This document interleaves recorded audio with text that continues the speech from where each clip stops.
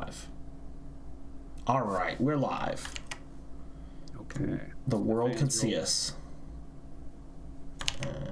and hear us. Well, I hope they can hear us. That would hang out till the first 1,000 people come in. Oh, I have terrible news for you. Uh-oh. We'll wait till heaven comes in. Yeah, it's early. It's like not even midnight. All right, I think he's 6 hours ahead. So we got the big fat goose egg in right now, but that's fine. There we go. Hey. Hey, heaven's here. We can start. We can start. Absolutely. We got one. We got. Awesome. This is a little earlier than you usually start, right? Yeah, I've been giving people a window of basically like, when do you want to start? And we can start any time between like 5 and 7 or 5 and 7:30. And most people are like, oh yeah, 7 or 7:30. That's probably good. And you're like, yeah, 5's great. And I'm like, fine with me too. So Yeah, 5 works. Oh, you kids did? with the grandparents, so I'm like, hey, let's get it done. Starting early just for you, Heaven. You need that sleep. So we're letting this go early. Oh, this is supposed to be thumbnail. There we go. There's a thumbnail on the stream now instead of the first match we're gonna watch. But yeah. So what? You say you had the day off and the day to yourself. Oh yeah, of course, because it's President's Day. Yeah. Happy Heat Day. I love that. We're changing the name. It's no longer Monday. It's Heat Day. Heat Day. As if I needed to put more pressure on myself to do this every week. Right. We're gonna rename the day. Yeah, you gotta have like a substitute. You know, if you're ever out of town or something, you gotta have somebody fill in for you. Red Jolteon was doing it for his other league. He could do it. He could hop in and do it once. Yeah. Has RJ done an episode with you yet? He's been at least once, maybe twice. I'm trying to remember. I've seen most of them. I know I've probably missed a couple here and there. This is my, 4th season? Have I been doing it since season 11? What was the last season I played in? Because that was the first season I did it. Yeah, I want to say it was around then. So it's either 11 or 12, whatever my last season playing was. When was the last Daddy Plan? Do you remember was that season 8? It was, I think so. You know what I can do here real quick? Somebody's going to have it in the chat before I get it, because that's the kind of fiends that we cultivate here in the VBL. But I'm going to check our document here. Pachow. Just pop into my Google Drive here. Go to the archive of links to previous season, drafts and documents. Season 1, the B stood for beginner. Our first attempt at a tier list not included. Last 5, Daddy Plan Part 2 was season 7. Part 1 was season 6. Part 2 was season 7. It was the first 32 team. Man, it does not feel like it was that long ago. Holy. 7, 8, 9, 10, 11, 12, 13, 14, 15, 9 seasons of 32 teams. 1 season was short. We did a 5-week season instead of a 7-week season. For the sync draft season. I've got to do another sync draft. I thought it was fine. I thought it was pretty cool. Yeah, I am going to start pushing for a. I am going to start pushing for a no point, like a free draft season. Just here's the list of Pokemon, pick one. I mean, that's almost what we had this season, right? Yeah, I know. That's why I think it could be good. We just do it with like a bigger with like a bigger board. Maybe we do another short season like we did for the for season 11. I think if we did, I think it should be a short season, because I think what people like about VBL is that we have a super balanced board, so that teams aren't just like ladder teams. You know what I mean? If we just had a standard format. Most of the time we have a balanced board. We've had some less balanced draft We've had boards. some misses for sure. Yeah, I would also maybe love it's to go back more to balanced. one. I would love to go back to one board also. 32 teams, one board. Oh yeah, that was a wild one. It might even be more balanced, just to get rid of points. Then everybody just has good stuff. Just build whatever you want. I don't know. Yeah, could be worth a shot. But all right, let's watch some of these matches. Yeah. Do it. All right, first one we got up today is the Camo versus Donut. This is game 2. Who won game 1? Camo won game 1.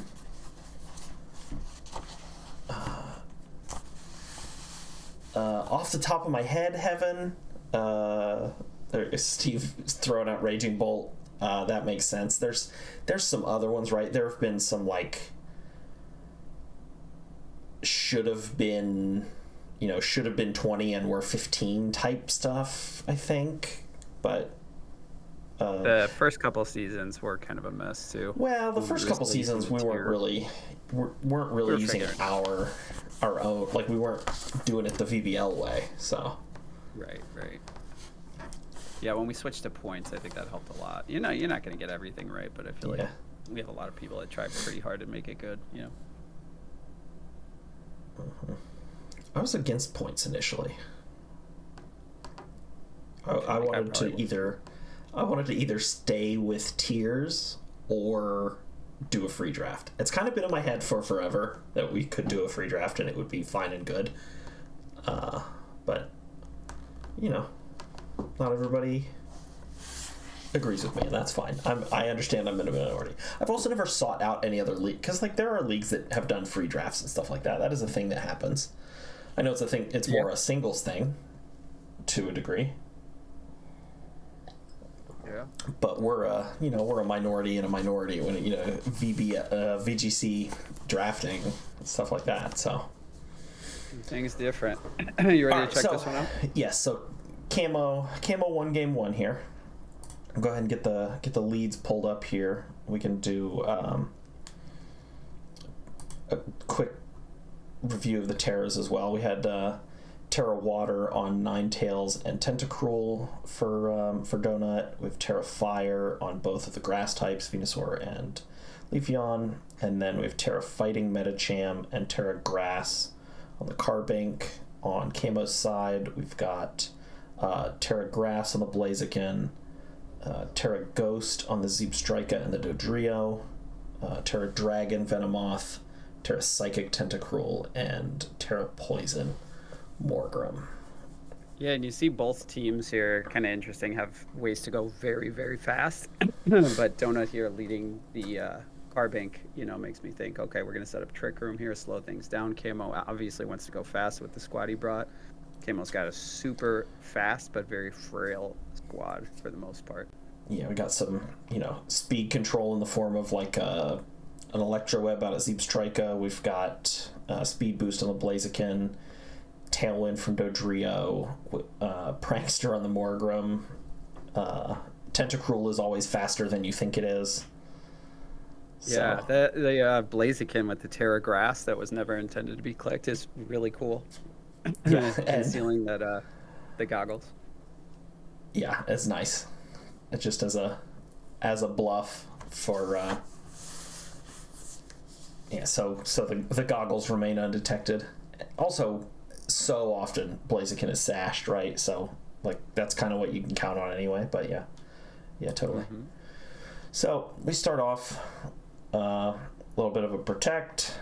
Gonna trigger some weakness policies. Miss with the Muddy Water is rough, and then a little bit of setup from Donut.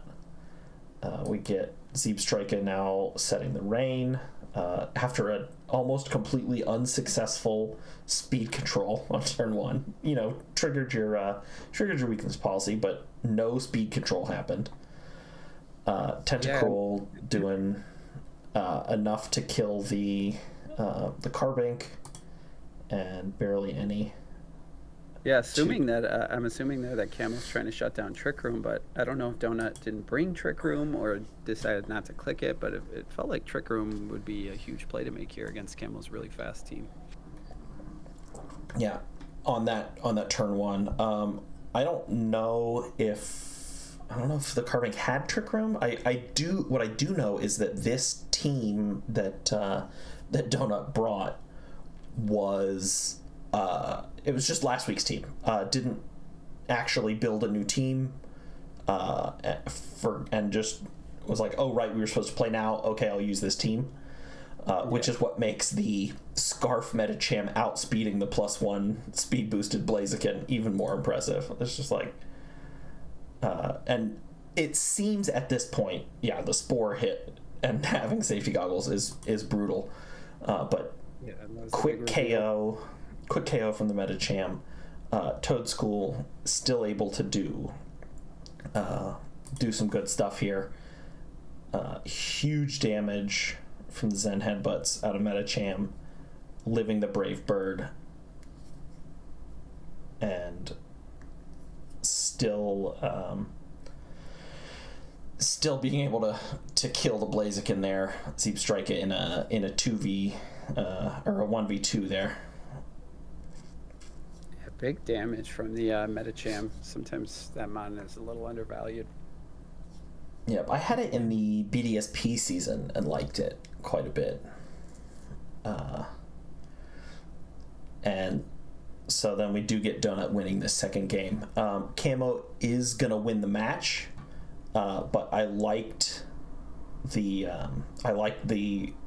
discovering the safety goggles there, baiting the Spore with the Terra Grass and with just the scariness of Blaziken, and then the Metacham with that Scarf being such a huge threat there. Well done to Donut there in that second game. Really fun stuff. Good one to watch. And it goes to show that you don't necessarily always have to grind out hours of prep, right? If you have a good team with some solid synergies, you can bring something. It can be a slightly, it can be a less prepared or less tailored version of your team and still totally be successful. So yeah, you just gotta count on your opponent missing Muddy Water turn 1. Well, what's the chance that happens to one or the other of the two Pokemon? Bro, it's 100% based on what I've seen in the VBL. We need a confirmation bias emoji. Okay, what is Wooper doing here? I don't even know what it would mean. I don't know. It didn't come to the match, but that's it came to a match though, and it just died. I don't know why the Wooper's here. What I like is this Garganacl. I like this Braviary, and the Porygon is pretty fun too. This is game 2 of Tux versus Tom. New coach Tom, welcome to the league. Glad to have you. And we'll see. I believe Tom has all the Terra types preset. I don't think any of them are changed, right? That does look to be the case. Yeah, these are all default Terra types, right? Because it's Poison, Dragon, and Psychic Flying. Yeah, so these are all default Terra types. Tom made some great plays in this set. If you switch those up, I could see Tom figuring this game out pretty quick. I mean, he wins the set, so it's not like has no idea what he's doing. But yeah, and against Tux is good. They're all good. So we get the Intimidate. Zeep Strika most of the time doesn't care. Rarely is it physical. The Garganacl obviously would like to have its full attack stat, but a lot of it's coming from that Salt Cure anyway, so it's not the end of the world for Tom here. as we're gonna Gallade and see. Gramble is such a strong combo. Gramble being, one of the only fairy types with Intimidate, and Gallade pumping out damage. Yeah. Nice switch from Tom here, right? To get the Zeep Striker to not die. Little bit of luck here for sure. We'll pause. Definitely a little luck to not die to that Sacred Sword. I suppose it's not impossible. Like, that seems like something that one could calc to live if it's possible at all. But it seems much more likely that it was a roll in Tom's favor. Yeah, and Tux with the Roar definitely had some prep around Trick Room here. Does not want to had some Trick Room prep for sure. Roar used to be like the sweet tech move to deal with Trick Room if you didn't have something better, and it's just become like a good like anti-Trick Room option in the last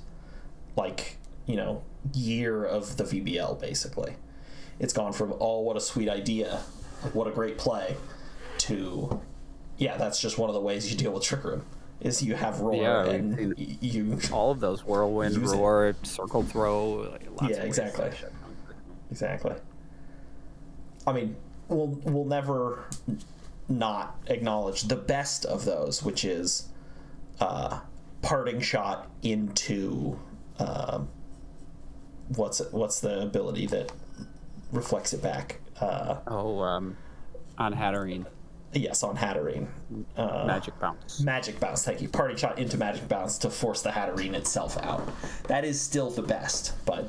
Yeah, that is by far. So we see this Garganackle I'm just totally clinging with to heaven light. on this.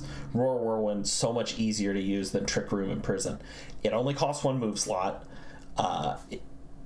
It has better distribution than just frail psychic types. Imprison is bad. Like, I just think Imprison is bad, and it's good that Roar and Whirlwind and the like have replaced it as a higher tier anti-Trick Room option. Yeah, I don't think you want to run Imprison unless you're going against like entity female and you want to imprison Expanding Force and Follow Me, and if you can imprison those, if you can catch an attacking move and probably protect and Trick Room on your Mon, then good. But then you have the same set as your opponent essentially, and except they have 4 moves and you have 3 because one of them's Imprison. The opportunity cost of moves are just so impactful that having one of them be Imprison often feels pretty risky to me. Agreed.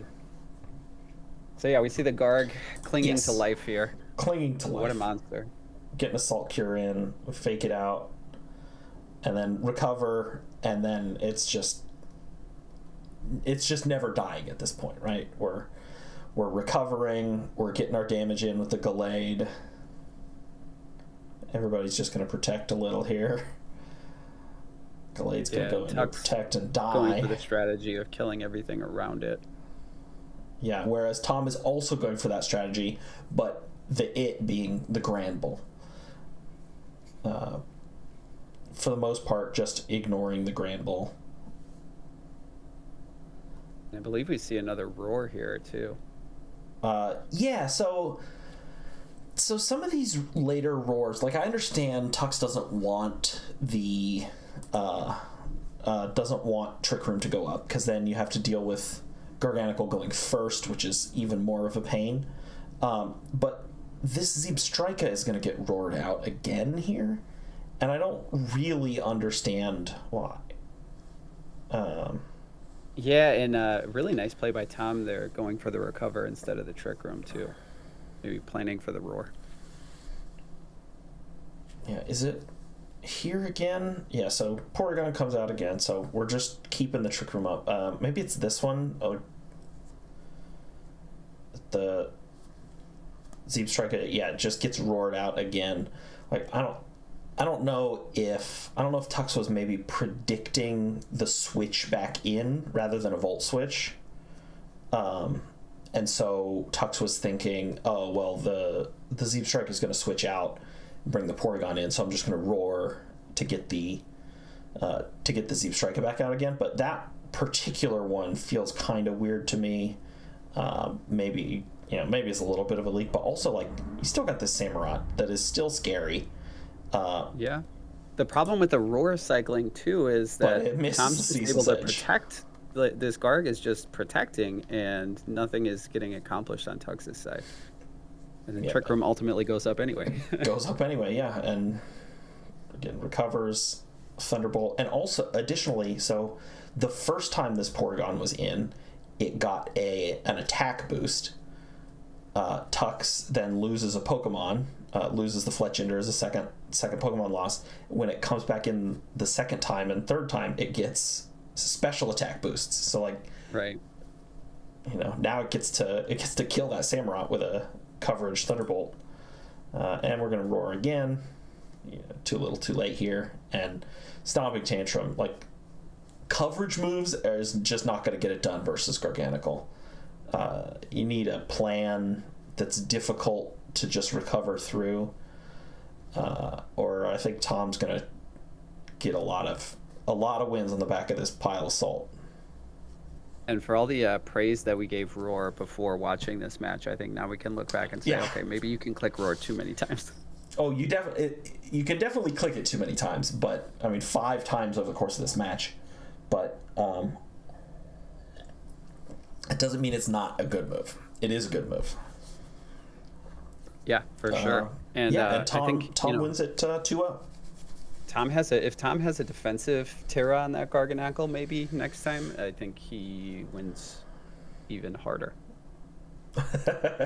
Yeah, all 6 of the Terra types just being default Terras is speaking of leaks in the game. I would definitely say that is one. But game 1, the Braviary was a big part of it. That's why Braviary Hisui is on the thumbnail for this week. But well played by Tom. Nice little introduction to the league here. Yeah, well done. And on to our third of 4 games here. This is Poppin versus Ferrat game 1, and this is the look at my Galvantula, look at how good it is game. Yeah, very good. Compound Ice Thunder is big damage, really good speed control with fast E-webs. It's a good mod. When all the Pokemon are slow, 176 is a great speed for your speed control mod to be. Is Pyroar faster, or are they the same? No, it's slower. It's 173, and Galvantula can hit 176. Gotcha. Yeah, there's that Protect on the Bombardier, getting ready for Rock Slide or a Brave Bird next turn, and slowing everything down on the other side. Covert Cloak revealed here. Don't care about your Icy Web. I will not be going slowly. You will be going slowly. And this Bombardier now in a great position to just crush these 2 Pokemon here. Yeah, Bombardier is a for some chip. Pretty solid. Surprising, right? Pokemon. Yeah. Just with the ability to have 3 stab type attacks without you needing the click Terra is without Terra is totally nice. And in both games, this Bombardier manages to not die to things that you would expect it to die to, right? In this first set, it was the freeze dry from the Cryogonal, doing only 76% and leaving it with a few. And in game 1, it was this is game 1. In game 1, it was this. In game 2, it's a Water Pulse from Clawitzer. Also does not kill it. Yeah. And it's still pumping out damage, too. Neutral hit, right? It isn't actually rock type, but, like, it's not that bulky. It's just one of those bulkier than you think it is Pokemon. Finally goes down, but there's that Thunder. There's that I mentioned Thunder earlier. Big damage. Poppin says, this Galvantula isn't just for speed control. We're also going to get Okos here. And the Emborg comes in, cleans it up, and then Poppin's going to win game 2 of this set as well. Yeah, classic Poppin. I mean, just really, really cool team building. The 6 that he brings here look like very much like a low tier team, but Poppin, of course, makes it look great. So, good job, Poppin. Did you watch Poppin's video yet? I have not. I haven't watched it either. I just watched the games. But I presume a lot of the things we're pointing out, like, oh, the Bombardier is living strong hits, and the Galvantula faster than everything, because nothing's that fast, and Emborg can come in and clean stuff up. Like, I presume those are the kind of things that are intentional. Poppin has a calc for everything. Yeah. I did a season or 2 of that much calcing. I do not anymore. I don't play anymore. But even my last couple seasons, I was not calcing that much. But well done to Poppin. Well done to Ferrat too. Like, sometimes you just get out itemed by a covert cloak. That means the Cryogonal's never really in it, and then you just take some big hits.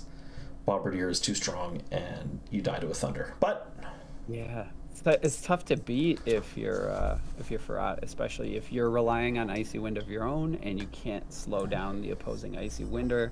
You're gonna find yourself in some trouble.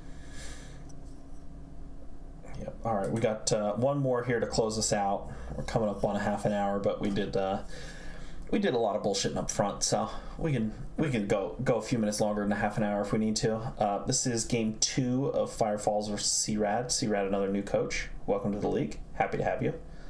Our second appearance of Toad Scroll for the week on Weekly Heat. Yeah, and Fire Falls with the 3 starters. Really interesting. Are we setting the swamp here? Are we setting the rainbow here? What are we doing? Yeah, every week. That's something that opponents need to be worried about, right? Yeah. So, and Superior has been an interesting mon so far. That speed stat is really nice, and Contrary is cool. We'll see what it does here after the Terra Water. Yeah. So we do have Water Pledge on the same route. So potentially, could have been setting the swamp here, but Fire Falls is just saying no.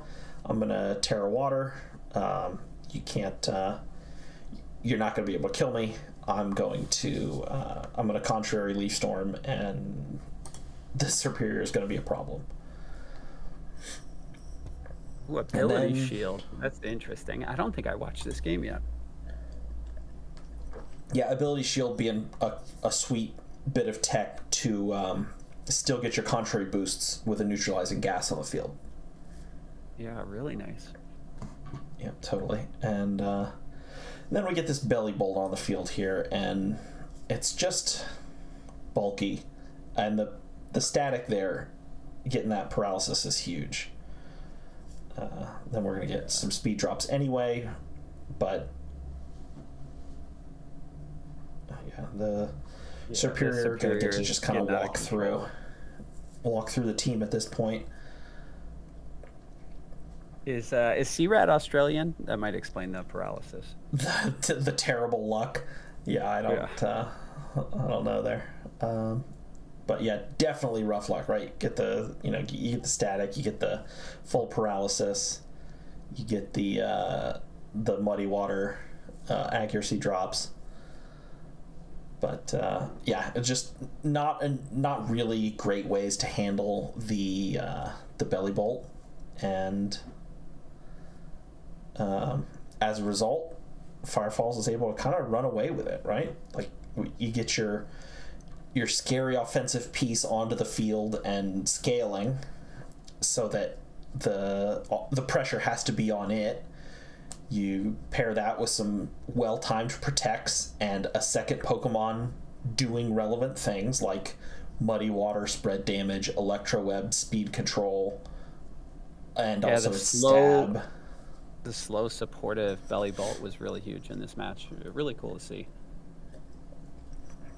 Yeah, solid bring, and just not really beatable with the mons that C-Rad brought, which, you know, is going to happen sometimes, right? You're just going to be like, oh, I didn't really think the belly bolt was that likely because it doesn't really kill anything on the team, or I didn't think the belly bolt was that likely because I have I don't know what else is on the team, but on C-Rad's team other than the sixes here, but, you know, I don't know, maybe there's is there like a strong rock type on the team, or not rock type, ground type on the team, something like that? Probably not. There's not a lot of ground types, but, like, you know, more generally, right? You're like, oh, it's unlikely to come for this reason or whatever, and so you don't really, or sometimes you just, like, don't think about it, right? I've definitely had prep matches where I've been,